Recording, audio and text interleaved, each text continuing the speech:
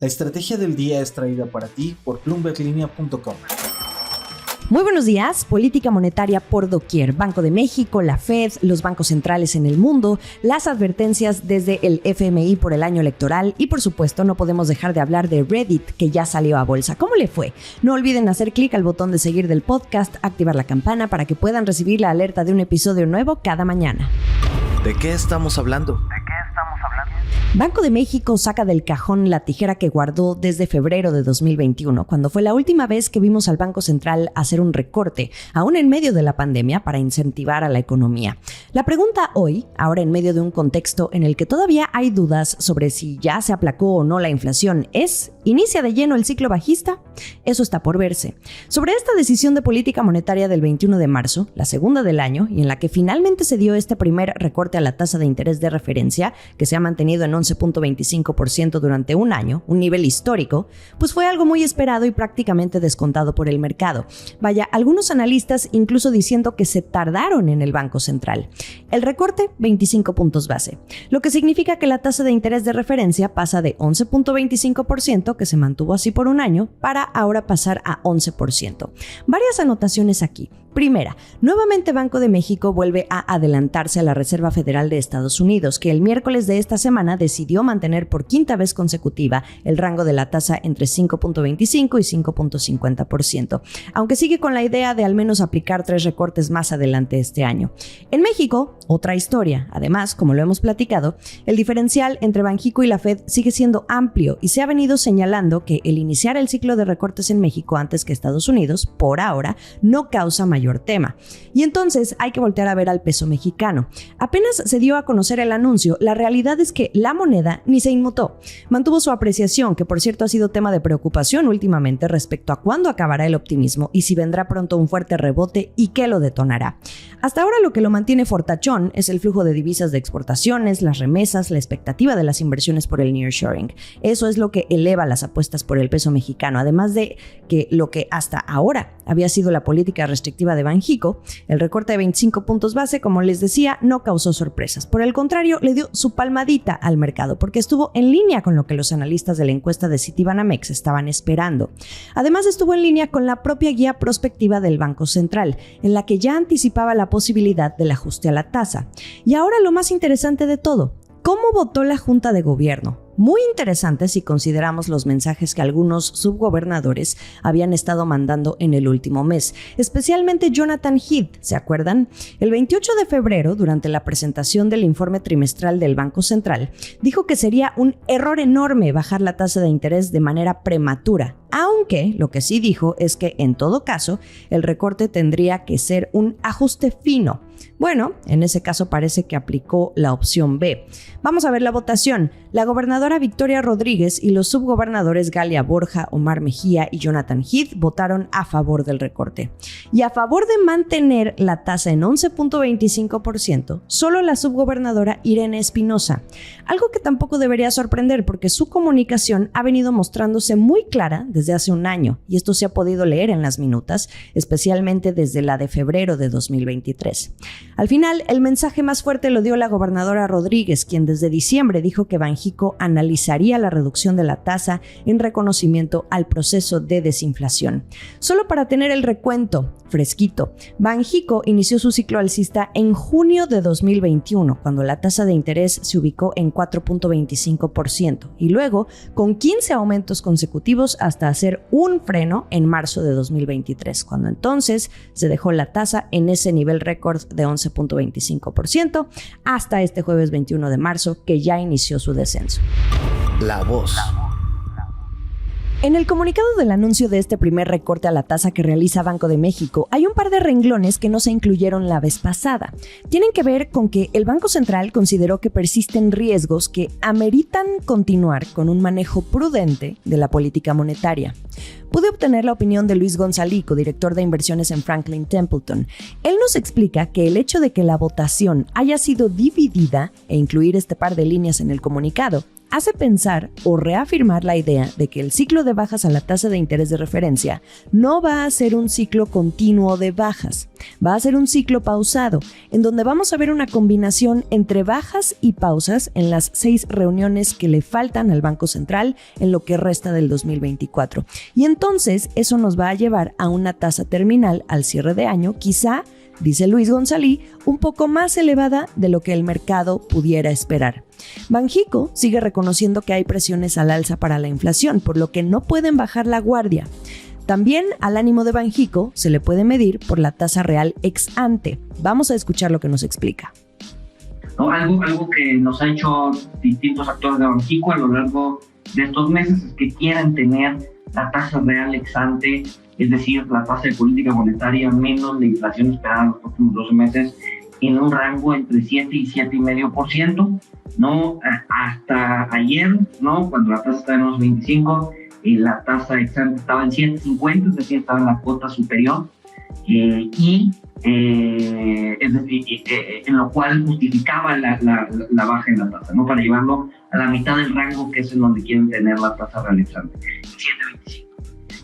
Hablar de bajas continuas, pues obviamente te sacaría de ese rango hacia abajo, ¿no? Para pasarlo a 6,75, 6,50, 6,25. Banxico no quiere eso.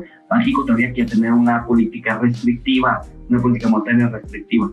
Y obviamente hablar de rebajas mayores a 25 puntos base, pues también te sacaría de ese rango, ¿no? Entonces todo nos orilla a pensar que vamos a estar viendo recortes pausados, y recortes de el cambio mínimo, que son 25 puntos base. Bueno, ya lo escucharon. El ciclo de recortes en Banxico no será continuo. Gracias a Luis González, codirector de inversiones en Franklin Templeton, por su lectura. También el 21 de marzo por la tarde, en una entrevista radiofónica después del anuncio, la gobernadora Victoria Rodríguez indica que posiblemente así sería el camino. Dijo que podría haber discusiones sobre reducciones adicionales a la tasa, pero tendrán que ser evaluadas una a la vez. Cuando las condiciones macroeconómicas y el panorama de la inflación permitan ajustes, estos serán graduales, pero cree que se debe ir paso a paso. Esto es el dato del día. Profundicemos un poco más en las decisiones de política monetaria, pero en el mundo, porque hubo varias, no solo la Fed y Banxico. El jueves 21 de marzo hubo 5. Abrió el Banco Nacional de Suiza, que redujo su tasa en 0,25% para dejarla en 1,5%, su primera baja desde la pandemia. Los analistas esperaban que el recorte viniera en junio, así que la sorpresa al mercado la terminó dando Suiza. También el Banco de Inglaterra se reunió y allí se mantuvo la tasa en 5,25% por quinta vez consecutiva. Y en Turquía, el alza fue de 500 puntos base. Este caso es especial por el intento de controlar la inflación después de haber mantenido las tasas ultra bajas. La tasa pasó del 45 al 50%. En Noruega también hubo decisión, subió 50 puntos base para dejarla en 3,75%, prometiendo otra alza para agosto. Además, el incremento fue mayor al esperado. Y bueno, volviendo rápidamente a la Fed, sabiendo que la mantuvo en el rango de entre 5,25 y 5,50%, otro punto a destacar es que se mantiene la estimación de que habrá recortes en 2024 por un total de 75 puntos base. Para el presidente de la Fed, Jerome Powell, tal y como lo dijo en conferencia de prensa el miércoles 20 de marzo, la inflación sigue siendo muy alta, nada que mover. Sorbo electoral. Hablando de bancos centrales, el Fondo Monetario Internacional, a cargo de Kristalina Georgieva, lanza un friendly reminder al respecto. 0 presiones, especialmente en un año electoral. Recordemos que este año tenemos elecciones no solo en México y Estados Unidos, sino en más de 70 países. El jueves, en el blog del FMI, Georgieva escribió que los bancos centrales deben seguir luchando contra la inflación y resistir la presión política para bajar las tasas de interés, evitar recortes prematuros. Y les recuerda su autonomía, lo que lleva a proteger mejor la estabilidad de precios, la inflación, que es clave para la prosperidad de las economías. Georgieva no mencionó en su escrito algún país en particular, pero recuerda que el pedir el fin de una política monetaria restrictiva, como la que hemos visto mantenerse en países clave en el último par de años, es una válvula de escape fácil para los políticos que tienen que congraciarse con los votantes, algunos molestos por los mayores costos de endeudamiento.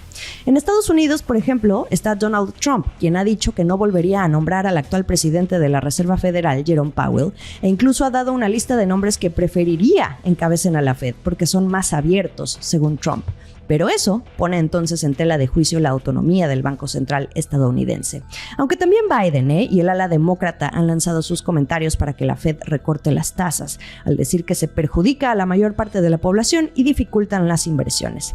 Si nos movemos a otras partes del mundo, está Sudáfrica, donde el Banco Central está rechazando que desde el poder pidan ampliar su mandato para promover el empleo. En Tailandia también hay presiones para que se recorten las tasas. Hasta el mercado apuesta que desde el Banco Central sí van a ceder. En Turquía se acordarán que el presidente allá ha influido para dejar las tasas muy bajas, provocando una crisis de inflación. En Polonia quieren investigar al gobernador del Banco Central por su supuesta participación política antes de las elecciones generales del año pasado. Y en Hungría han intentado aumentar su vigilancia de las actividades en torno al Banco Central. Así las cosas en el mundo y la razón de por qué Kristalina Georgieva desde el FMI hace esta advertencia en torno a las decisiones de política monetaria. Y para rematar, en donde están muy aplicados es en el Banco Central Europeo a cargo de Christine Lagarde, desde donde mandan el mensaje de que no pueden comprometerse a nuevos recortes a la tasa después de junio. La propia Lagarde dijo el 20 de marzo que más allá de eso, la senda de la política monetaria no está clara. El último sorbo. La que ya debutó fue Reddit, la plataforma de foros de contenido. Sus acciones se dispararon hasta un 67% por encima de su precio de oferta pública inicial, después de que la empresa recaudara $748 millones, enviando al final una fuerte señal de que la ventana para las IPO en Estados Unidos se está reabriendo de par en par. Recuerden ustedes que era lo que teníamos que vigilar. Las acciones cotizaban el jueves 21 de marzo a $51.86 cada una, ya hacia el cierre del mercado, y esto fue un 53% por encima de su precio de salida a bolsa, que era de $34 por acción. Vamos al valor del mercado, que también nos interesa. Al precio actual, Reddit vale oficialmente $8.200 millones. Si se incluyen las opciones sobre acciones y las unidades de acciones restringidas, la valuación totalmente diluida entonces es de unos $10.000 millones. Algunos analistas sostenían antes de la fijación del precio que la empresa merecía una valuación en torno a esa cifra y que justo había logrado en 2021 cuando se financiaba con capital privado. ¿Qué tal? La salida a bolsa de Reddit es ya la cuarta más importante de este año. La más grande hasta ahora sigue siendo la de Amer Sports por $1.570 millones. Llegó el fin de semana y esta vez vaya que tuvimos de todo y de todas las variantes de la estrategia del día esta semana. Voces bancarias, sorbo electoral, la voz del día y este programa normal para que no digan que no se les informó. Gracias por acompañarme a disfrutar cada uno de estos episodios. Y hoy más que nunca, qué mejor que preguntarles por su producto favorito. Les dejo la votación en la descripción del episodio. Ya saben que lo mejor de la información económica y de negocios está aquí en la estrategia del día. Estamos en ex-Twitter como @laestrategiamx, en Instagram me pueden encontrar como @JimenaBusiness y en YouTube los episodios completos en video. Nos escuchamos el lunes. Esta fue la estrategia del día, escrito y narrado por Jimena Tolama, producido por Arturo Luna y Daniel Hernández. Que tengas un día muy productivo.